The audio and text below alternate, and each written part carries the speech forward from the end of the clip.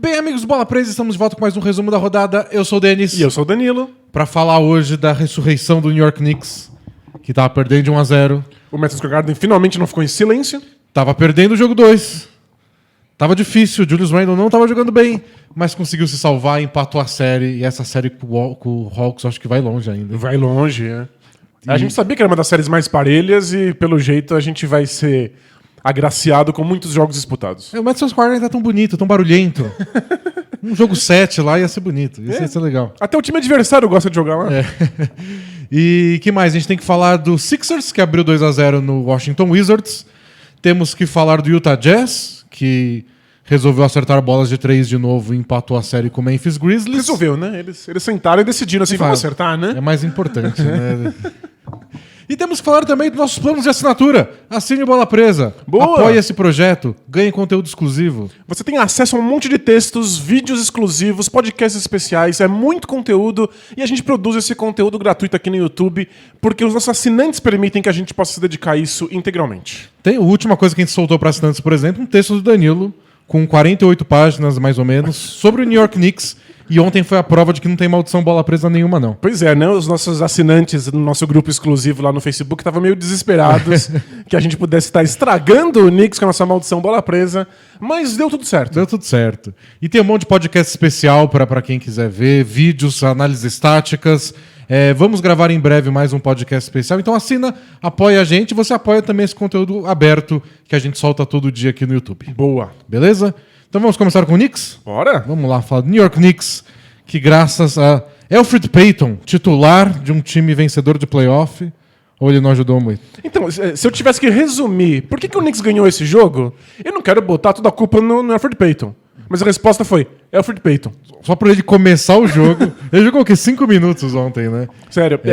O grande ajuste do Tom Thibodeau foi falar, beleza, não vou mudar meu time titular, que deu certo o ano inteiro, mas no terceiro quarto ele não volta. E quem acompanha o Bola Presa há um tempo, sabe que eu tenho uma pequena birra com o Elfrid Payton, só porque eu acho ele o pior titular de um time da NBA. Eu acho ele um armador muito fraco, mas o Tom Thibodeau tem uma regra interna, que é, se você se esforça, você tem espaço com ele. E quando você tem espaço com o Tom Thibodeau, ele não te abandona na guerra. Você tem carta branca pra fazer o que você quiser. Tirar ele do time titular agora, depois de uma derrota só nos playoffs, ia ser, acabar com o Elfrid Payton, com a confiança dele. Pois é, e o Tom Thibodeau não faz isso. Tanto é que ele já treinou Derrick Rose e Taj Gibson em 3 times diferentes.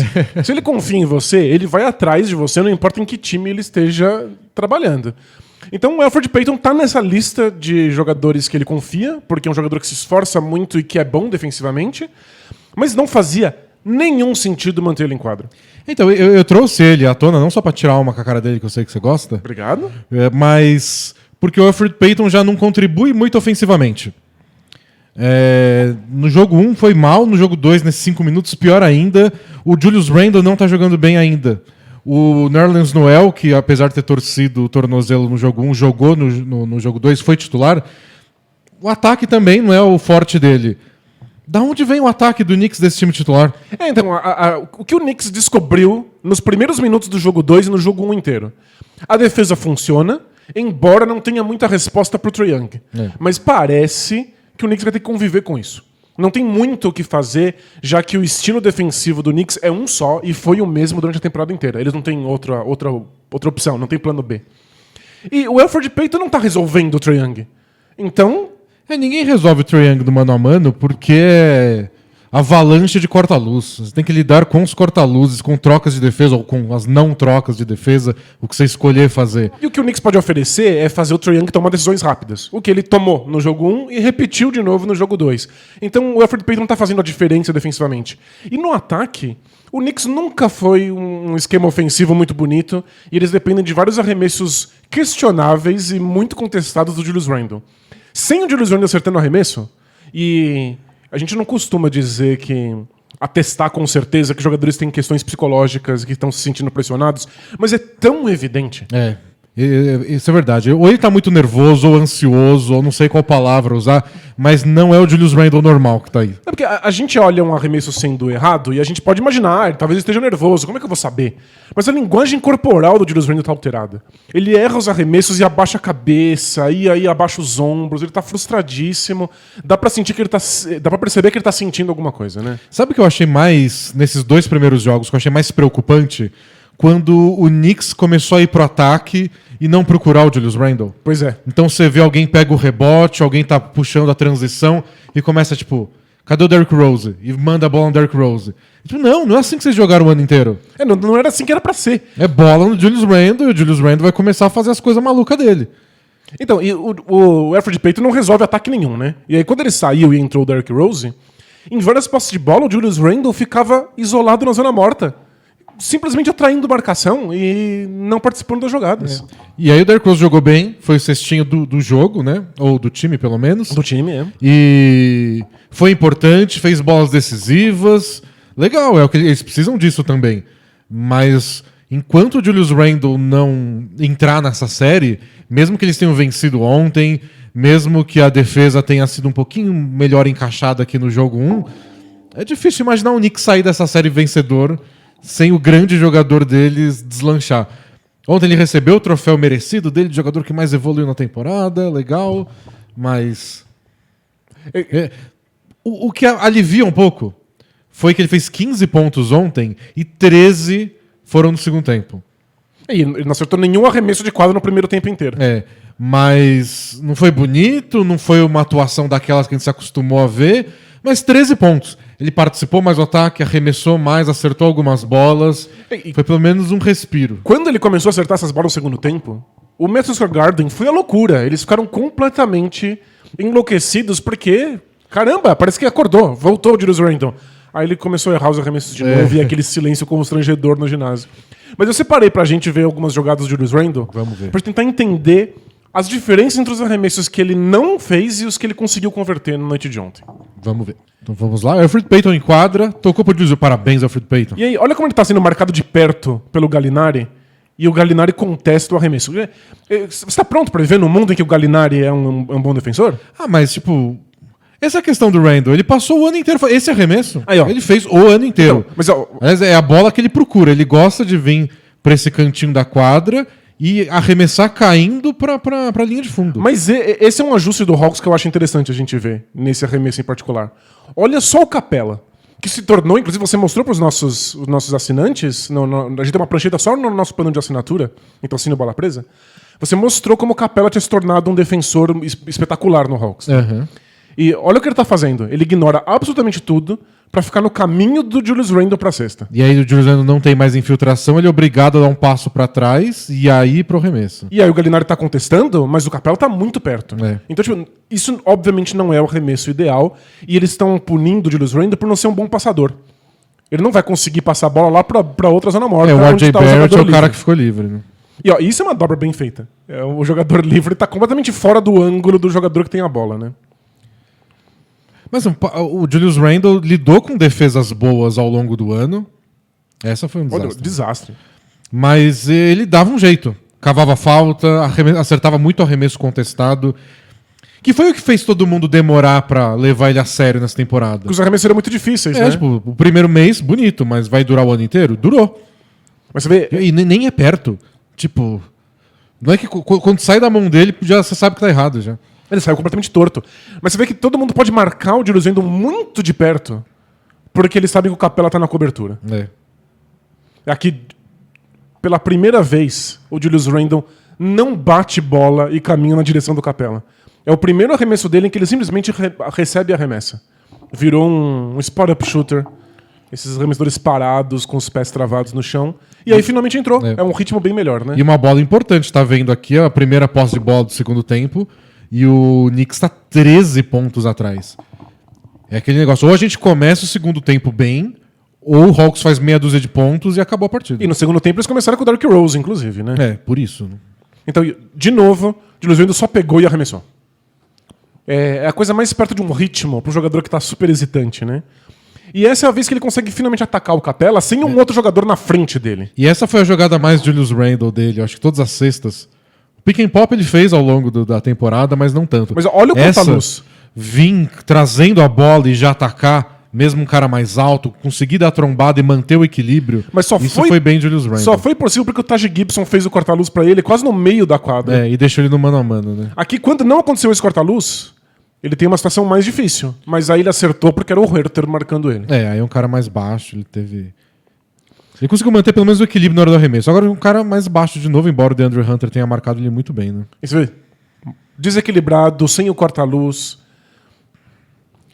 Aqui ele foi pro pick and pop. Não, ele foi pro pick and roll agora. O Capela tava no lugar certo. Foi bem parecido com o outro lance. Mas o Julius Randle teve pelo menos um segundinho pra conseguir a velocidade contra o Capela, né? Desviar do Capela. Mas o Capela tá lá na cobertura. A defesa do Hawks tá boa. A questão é que a gente espera jogadores, a estrela do time, superando defesas boas. Tipo, não dar um airball. Pois é. Embora o jogo aqui já tivesse ganho. Mas esse é um dos casos em que uma temporada bem sucedida acaba saindo pela culatra. O Knicks não se acostumou a gerar bons arremessos, boas condições de arremesso pro Julius Randle. Não sei se eles conseguem. Então, eu acho que quando eles fizeram um corta-luz com o Taj Gibson no meio da quadra, o Julius Randle teve um pouquinho mais de opção, de velocidade pra enfrentar o Capela. Quando ele simplesmente coloca a bola nas mãos dele, ele tem que bater bola e driblar e aí inventar um arremesso, algumas defesas vão dar conta disso. E o Hawks pareceu mais preparado para enfrentar o Julius Randle do que qualquer outro time da NBA na temporada regular. Porque tiveram tempo para se preparar. Playoff é isso, né? Playoff é você se preparando muito para um duelo específico. Então tem muito dessa história de isso vai dar certo nos playoffs, como se os playoffs fossem um mundo à parte, como se as regras fossem diferentes. E não é só que os times podem se preparar para isso. E eu acho que tá pesando no Julius Randle. Ele tá enfrentando defesas mais competentes, ele tá sendo marcado muito de perto, tendo que botar a bola no chão, e ele tá nervoso de ter que fazer isso. Eu acho que a gente vai descobrir mais pra frente, talvez, depois que o Knicks for eliminado, seja nessa rodada ou em outras, alguma declaração dele, mais tipo, o que ele pensou, o que tá passando, que ele não parece o Julius Randle de algumas semanas atrás. Pois é, mas eu acho que tem muito na conta dele, obviamente, tá estranhando o ambiente, mas tem muito na conta do Hawks. Tá fazendo uma defesa boa e o Knicks não consegue mudar muito essa dinâmica. Quando conseguiu, e o Randle teve umas situações um pouquinho melhores de arremesso, não foi airball. E as principais cestas dele foi no terceiro quarto, que foi quando o Knicks virou o jogo. Tava perdendo por 13, a gente mostrou no começo. Conseguiu empatar e virar o jogo no terceiro quarto. Ou seja, quando ele tá jogando bem, todo mundo joga bem no Knicks. Pois é. Se abre espaço, os arremessadores têm mais... recebem mais a bola, tem mais espaço para arremessar, mais liberdade para arremessar. O ataque depende muito dele. E como não tá dando certo, a gente tem que admitir agora que o Knicks é o time do Derrick Rose. Ele tá basicamente tendo a função que o Julius Randle tinha na temporada regular. Carregar o ataque nas costas. O Rose teve que começar o segundo tempo, o Alfred Payton não viu mais a cor da quadra. E eu separei algumas bolas do Rose pra gente dar uma olhada nisso. Vamos ver. É um vídeo curtinho, só pra gente ter uma ideia do que ele tá fazendo. Atacando. E é isso, né? Estilo Derrick Rose de jogar basquete. Não é Baixa a cabeça e vai. Não é exatamente o que o Julius Randle fazia? Receber esse corta-luz, driblar um pouco e de repente acelerar, botar a cabeça pra baixo e partir pro aro. Mas aqui tem um benefício que é enfrentar reservas, né? Então aqui não é o Capela, aqui não é o DeAndre Hunter igual enfrenta o Julius Randle, é o Huerter. Na cobertura aqui tem o Lou Williams. Quem vai chegar para um possível toco é o Gallinari, que nunca deu um toco na vida. Ajuda, Então tem que tirar proveito disso. O Derrick Rose sabe tirar proveito disso, não é? Mas aqui é com o Capela. Então, e aí, olha como é mais difícil.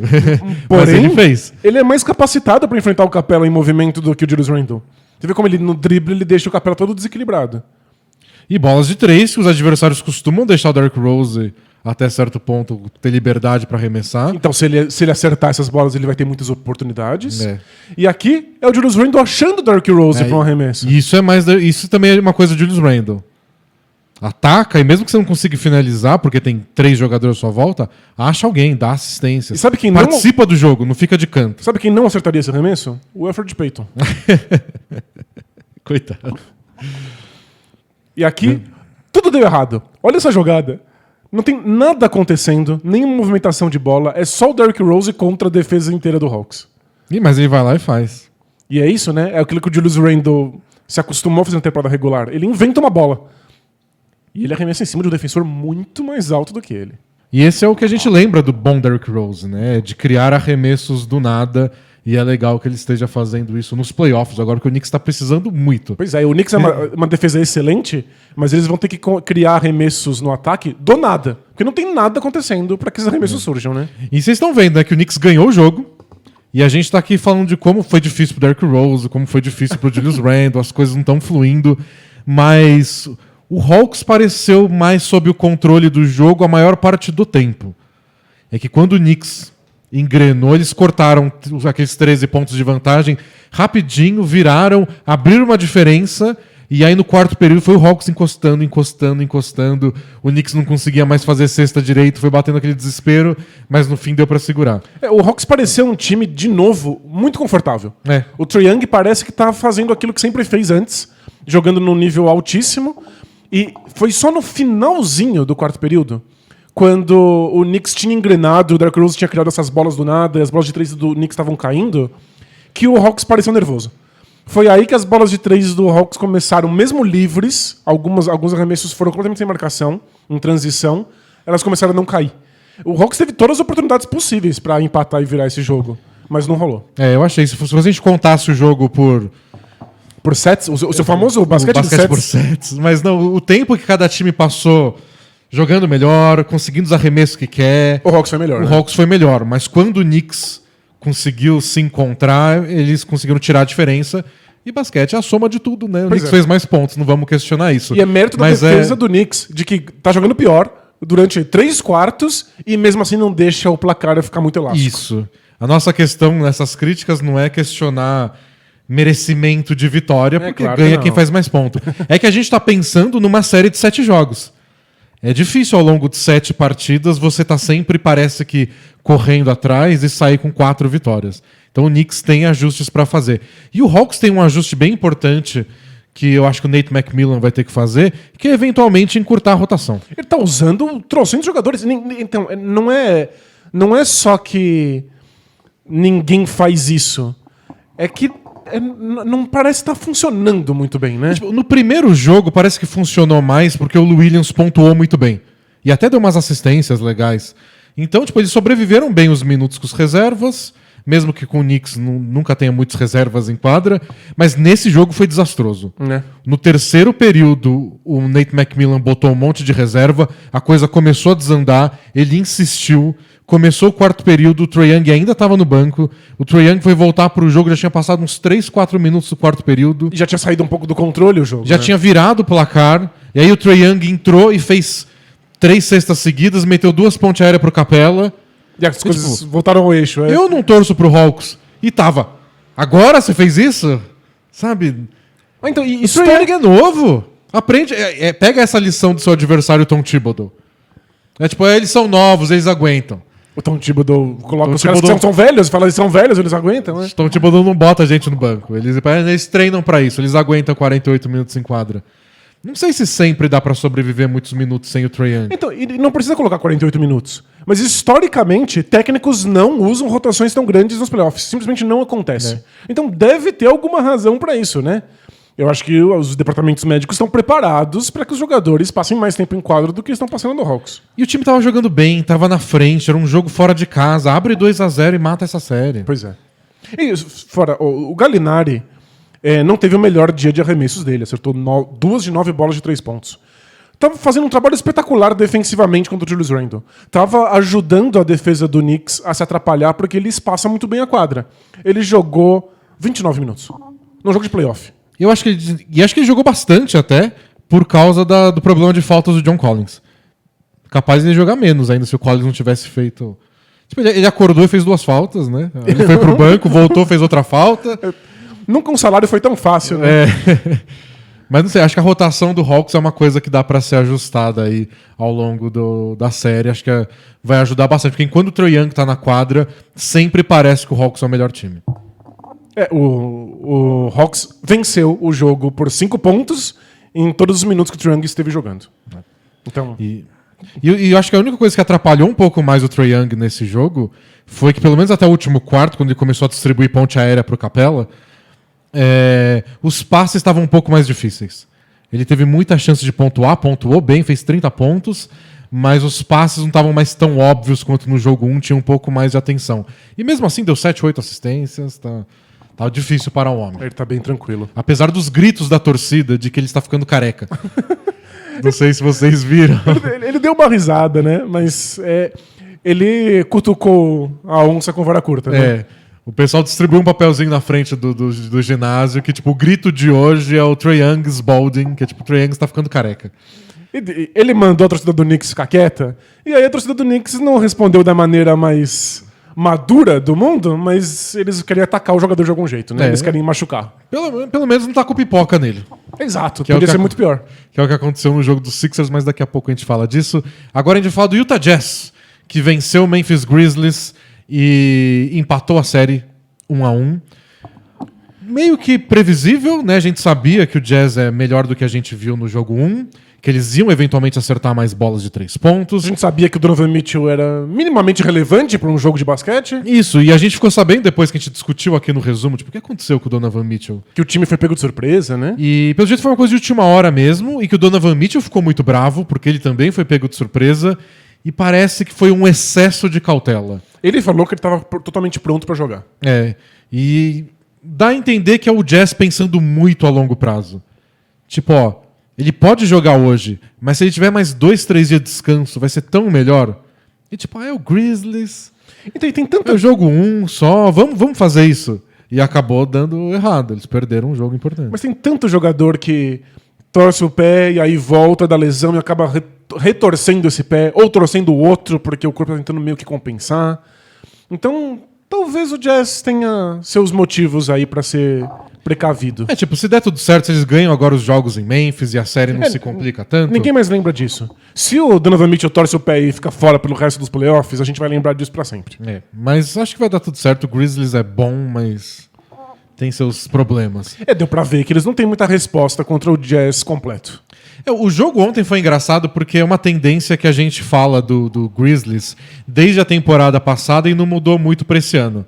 Que eles são muito bons em contra-ataque e eles vão te punir se você cometer muitos turnovers ou se você errar muitos arremessos e não garantir rebote. E o jogo ontem foi isso. Enquanto o Jazz estava acertando os arremessos, o Jazz ia abrindo vantagem. Chegou a 20 no primeiro tempo. É porque o Grizzlies não tem resposta ofensiva se o time adversário tá acertando os arremessos, né? Aí no terceiro quarto, as bolas de 3 do Jazz começaram a cair menos, eles desperdiçaram umas bolas bobas, e aí o Grizzlies começou e é um atrás do outro. É meio desesperador, e o adversário começa a tomar essas cestas, começa a sentir a pressão de ter que acertar um arremesso, senão vai vir o Jamoran correndo na sua cara desesperado. O Grizzlies é um time de sequências, né? Porque eles forçam erros do adversário, que viram ataques fáceis, que aumentam a vantagem, que colocam pressão no ataque do adversário, que aí gera erro, que eles transformam em contra-ataque. Então os jogos do Grizzlies costumam ser essa montanha-russa. Foi assim com o Warriors, foi assim com o Spurs, que eles abriram 20 no primeiro quarto, ou 18, não lembro. E o Spurs empatou no começo do segundo período já. É muito rápido, né? É tudo muito rápido. E ontem foi assim. Eles tomaram o primeiro tempo perderam por 20. Na metade do terceiro período, estava perdendo por 3. Eles cortaram 17 pontos, assim, de repente. E sem arremessar de 3. Que é sempre o argumento do... Por que lideranças são tão frágeis no basquete atual? Porque as bolas de 3 são mais voláteis, né? E a porcentagem é 35, 36. Eles nem chutam de 3. É só contra-ataque maluco um atrás do outro. Eles são um dos times que menos arremessa de 3 pontos na NBA inteira. Né? E o Jamoran fez 47 pontos ontem. Primeira vez na história do Grizzlies que alguém chega a 40 pontos. O Grizzlies tem uma história rica, assim, de playoffs na última década, mas era tudo ganhando de 80 a 78. Eles sempre forçam o placar a ser placar de jogo de futebol. E aí ninguém fazia 40 pontos. Nunca o Zach Randolph, o Mike Conley. E ontem o Jamoran fez 47. Já foi o recorde da franquia em playoffs. Muito impressionante. Eles dependem completamente dele pra puxar contra-ataque, né? E ele acertou 15 de 26 arremessos, 2 bolinhas de 3, e acertou 15 lances livres. Ele bateu 20 lances livres. Foi muito agressivo. E também reforço o que a gente disse do jogo 1, que é, Gobert, pode dar quantos tocos você quiser. A gente vai continuar atacando você. A gente vai continuar atacando. E foi isso. O Jamoran tentou uma enterrada no primeiro tempo, na cara do Gobert, que assim, sendo bem legal com o Jamoran, a gente pode chamar só que ele foi muito otimista. Isso. aquela linha tênue entre o otimismo e a ingenuidade. Não, foi uma péssima ideia. Mas não, eu acho que às vezes você sabe que vai dar errado. Mas você faz pelo que isso significa. Né? Tipo, pelo valor simbólico. Né? O valor era, vai que eu apareço no Sport Center depois. Certamente vai aparecer. Mas não, acho que a ideia é a gente tem que se manter agressivo. E quem sabe o Gobert faz uma falta. Então, isso foi o grande ajuste do Gobert individualmente, foi ele protegeu o garrafão, ele deu uma dúzia de tocos aí e não saiu com problema de faltas. Acho que ele fez 4 no jogo, Ele né? pôde ficar ele não teve que sentar. Isso, acho que isso é o mais importante. Porque você pode sair do jogo com 5 faltas. Se elas são bem distribuídas, se você faz sua 5ª falta no último minuto do 4º período... Tá tudo bem. Você pode jogar o tempo inteiro. O técnico teve que tirar você do jogo porque você cometeu 3 no primeiro quarto. Você faz 2 faltas no primeiro quarto e aí você vai passar muito tempo sentado no banco. E o problema dessa vez foi com o Grizzlies. Foi o Valanciunas e o Dillon Brooks. O Valanciunas jogou 29 minutos só e o Dillon Brooks 28. Não, isso não tem como. A gente viu o impacto que o Dillon Brooks tem no Grizzlies aí nos últimos jogos, né? E o que é mais dolorido, eles saíram os dois com saldo positivo. Uau. Tipo, enquanto os dois estiveram em quadra, foi mais 3 pontos pro Dillon Brooks, é pouco, mas positivo, e mais 5 pro Valanciunas. E é meio que isso, né? Quando eles precisam estar em quadra pro time ter chance. Pelos rebotes ofensivos do Valanciunas, pela defesa do Dillon Brooks, embora ele tenha sofrido um bocado ontem com o Donovan Mitchell. É um duelo bem mais difícil pra ele do que o normal, né? Acabou que o Ja Morant marcou melhor do Donovan Mitchell ontem que o Dillon Brooks, mas o Dillon Brooks cometeu a 3ª falta dele, ou a 4ª, no começo do 3º período, continuou no jogo, aí parou de marcar o Donovan Mitchell, mas fez várias cestas seguidas, porque no ataque ele é importante também. Pois é. Quem diria, né, que o Dillon Brooks é importante dos dois lados da quadra, né? Como isso aconteceu? Então, ele precisa ficar mais tempo, não dá pra jogar tão pouco com problema de faltas, porque embora o banco do Grizzlies seja bom, pra enfrentar o Jazz não é muita coisa. E eu acho que essa é a ideia de atacar o Gobert. É tentar, se você for agressivo o tempo inteiro contra ele, que eventualmente ele tenha que sentar porque cometeu faltas demais. E o Gobert é importante no ataque também. Pois é. Eu trouxe até uns vídeos que mostram um pouco isso, mas só antes falar do recorde do Jazz, que eu achei muito engraçado. Diga. Eles fizeram 19 bolas de 3 ontem. Aí sim, aí eles ganharam o jogo nisso, por isso que eles marcaram 141 pontos. Tomar 129 do Grizzlies é preocupante. Mas marcar 140 parece ok. Que é uma tendência do Jazz dessa temporada. E uma vez eu vi um cara dizendo que cobre eles comentando que é um relaxamento de times que são muito bons no ataque.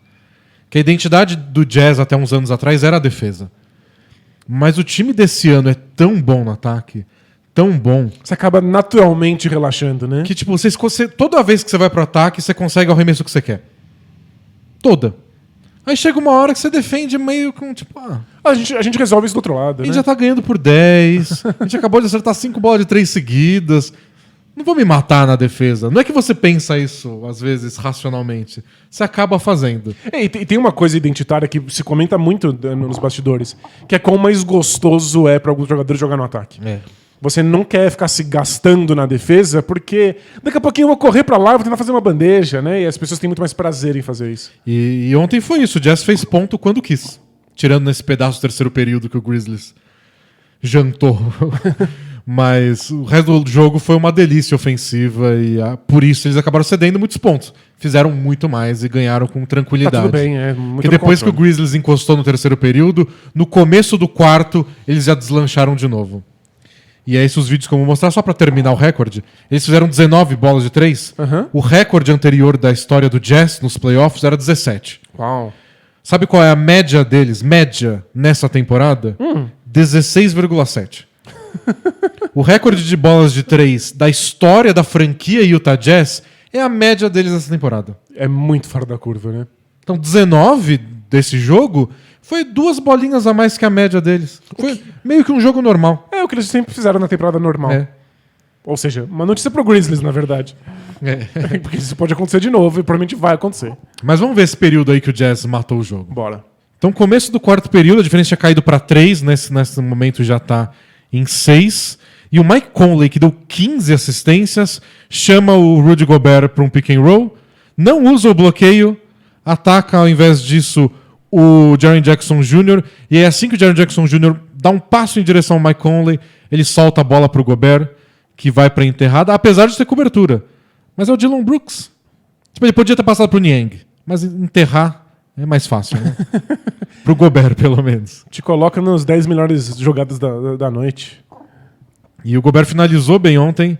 E aqui, de novo, Conley chamando o Gobert para um pick and roll. E aí ele tem ou a opção de atacar, ou o Niang, que estava aqui escondidinho, parecia que ia fazer um outro bloqueio, e já correu para a linha dos 3 pontos. Ele espera um pouquinho mais, e o Gobert, de novo, outra enterrada. E o passe muito preciso, né? A diferença estava em 3 no minuto final do terceiro período. Já está em 10. Aqui o Jaren Jackson Jr. recebendo a bola embaixo da cesta. Vamos atacar, vamos tomar um toco do Gobert, contra-ataque. Donovan Mitchell puxa e sofre a falta. Esse é um dos talentos do Donovan Mitchell que não tem muita gente que faz nesse time. Puxar contra-ataque. Talvez o Jordan Clarkson. É um time mais lento, né? É. Agora o Ingles procurando o Mike Conley, que de novo corta a luz do Gobert. Por isso que o Gobert é muito importante no ataque, até nas vezes que ele não recebe a bola de volta. Ele faz cortar a luz muito bem, né? É.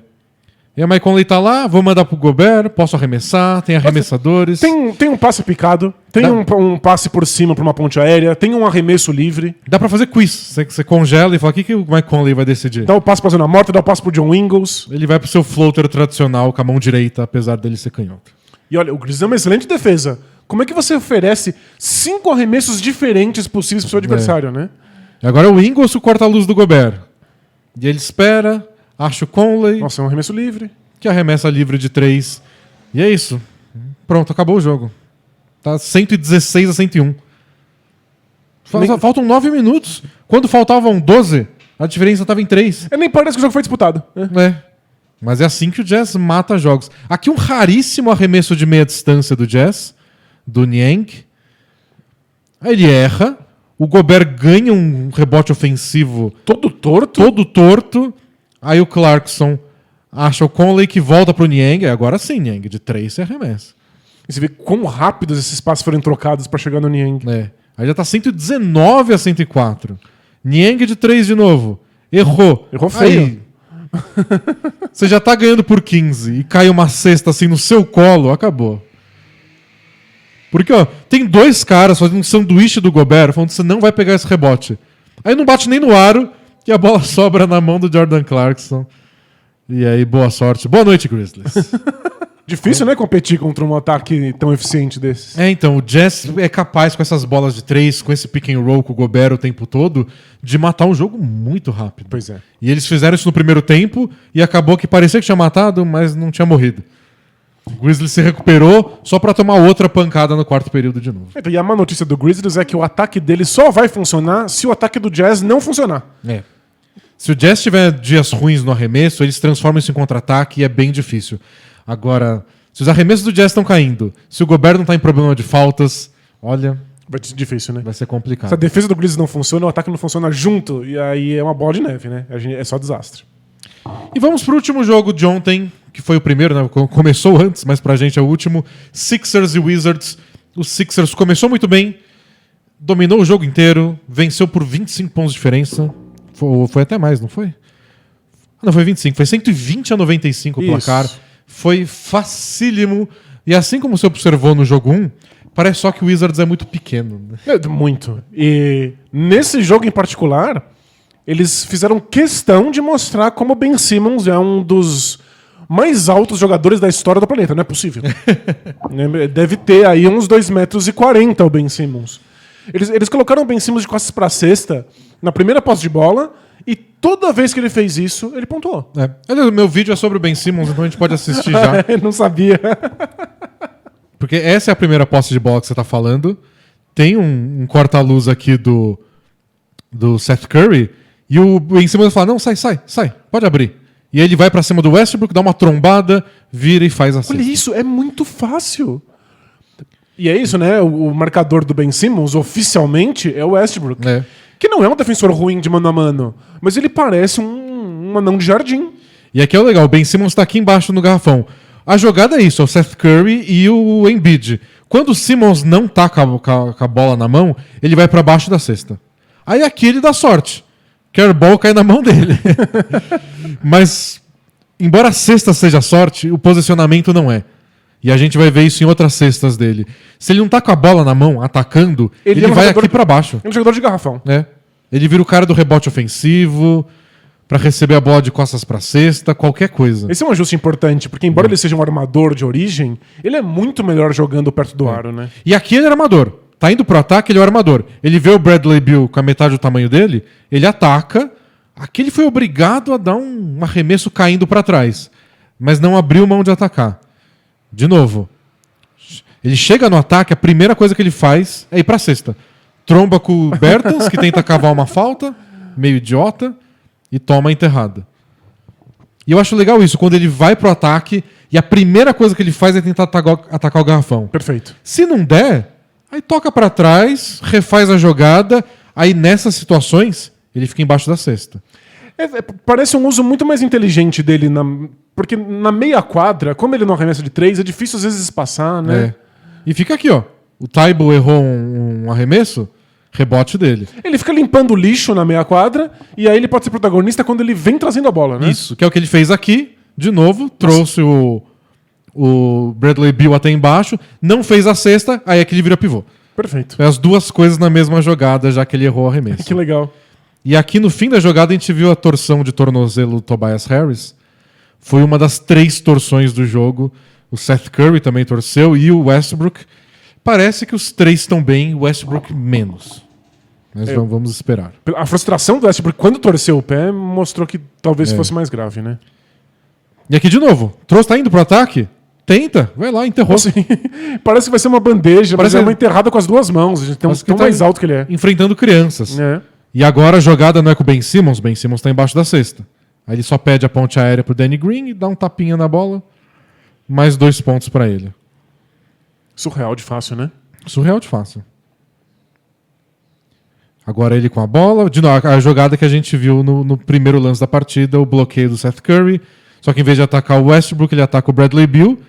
E como você bem disse, parece que ele tem 2,40 m. O engraçado é que você pensa, nossa, o Ben Simmons dominou, né? Ele fez 22 pontos. Ele jogou 28 minutos. Que por acaso é o máximo de pontos que ele faz nos últimos 2 meses. 22, não 45. 23 de março foi a última vez que ele marcou ao menos 22 pontos. Mas olha que legal, você falou dos minutos. O Ben Simmons marcou 22 em 28 minutos. O Embiid marcou 22 também em 26 minutos. Então, sério, aparece aí a rotação do Macmillan. Só que num jogo que os jogadores puderam jogar pouco porque estavam vencendo por 20. E o saldo deles é assim, tipo, o Embiid jogou 26 minutos, nesses 26 minutos o Sixers ganhou por 19 pontos. É treino, né? É treino. É uma piada. Mas o que eu achei legal foi que o Ben Simmons jogou assim, eu acho que é um reflexo do jogo 1. Porque no jogo 1 ele teve uma partida excepcional, ele defendeu muito bem o Bradley Beal, como você mostrou no seu vídeo aqui. Ele pegou 15 rebotes, 8 ofensivos, deu 15 assistências. E aí, depois do jogo, a twittosfera dos Sixers, os jornais locais, eram tudo. Ele fez só 6 pontos. Contra o Wizards é o bastante. E contra o Nets? Ele vai fazer 6 pontos? Nossa, não estão satisfeitos com nada nunca. E aí a frase do Ben Simmons depois do jogo 1 foi: eu acho que é bem difícil conseguir 15 assistências e 15 rebotes num jogo de playoff da NBA. Eu acho que é bem impressionante. Pois Ele, tipo, parabéns pra mim. E depois ele foi. E a gente ganhou o jogo, então não sei por que estão reclamando.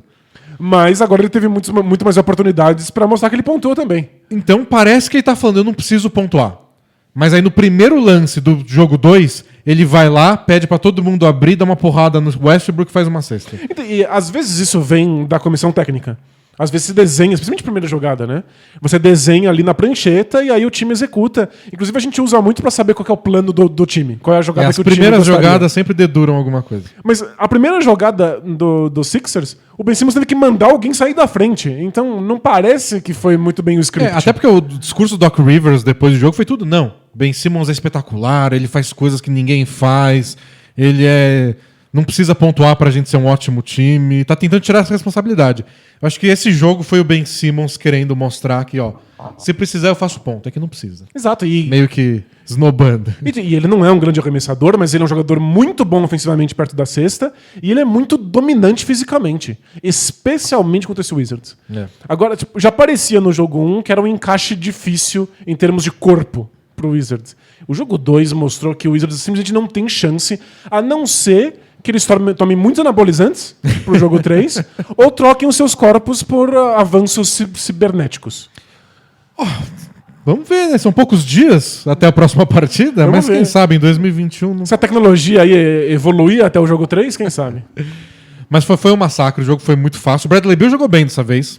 Ele não conseguiu pontuar muito bem no jogo 1. Fez 33 nesse jogo 2. O resto do time acertou 23, 64 arremessos. Foi um desastre. Né? E grande atuação defensiva do Matisse Thybulle. Ele conseguiu, Danilo, 5 tocos e 4 roubos.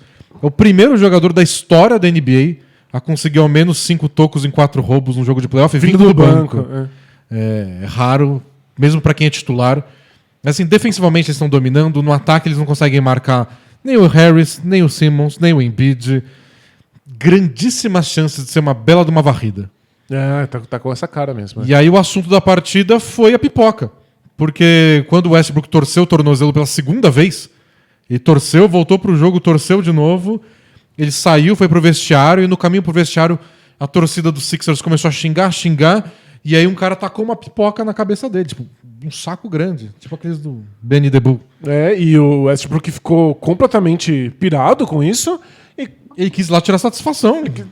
E com razão, porque no fundo, eu sei que ele é um jogador de basquete, mas ele também é uma pessoa, e pessoas ficam muito bravas quando pipoca é tacada na sua cabeça. Lembrando que a maior briga que a NBA já teve, que foi aquela entre Pistons e Pacers... The Brawl.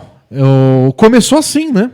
O Ron Artest estava provocando todo mundo, claro, mas quando o torcedor tacou uma cerveja nele, aí foi que a barreira quebrou. Isso, aí ele entrou na arquibancada, foi atrás da torcida e socou o torcedor errado, e aí começou aquela bagunça, né? Não sei se o Westbrook ia subir na arquibancada.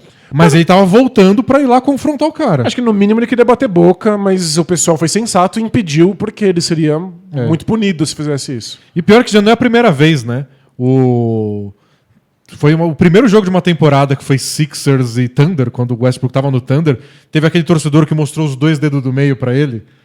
Só que o Westbrook foi do começo do jogo, o Westbrook não tava nem nervoso. Ele fez só assim, tipo... que é isso, né? E aí expulsaram o cara do ginásio. O de ontem nem expulsaram ele. O cara tacou a pipoca, saiu correndo e foi embora. Ele sabia que ele ia ser pego, né? E pelo que eu tava lendo, meio que a NBA não pode fazer nada, nem os Sixers.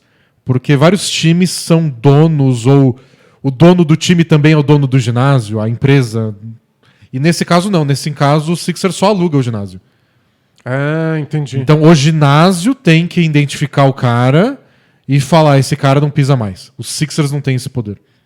Curioso isso, ser terceirizado, né? Nesse caso específico, aí o ginásio tem a conta oficial dele, soltou uma nota dizendo que é absurdo, mas aí não cravou que o cara tá banido. Acho que é uma decisão fácil, né? É fácil. A NBA tem esse tipo de política. Se você joga coisas...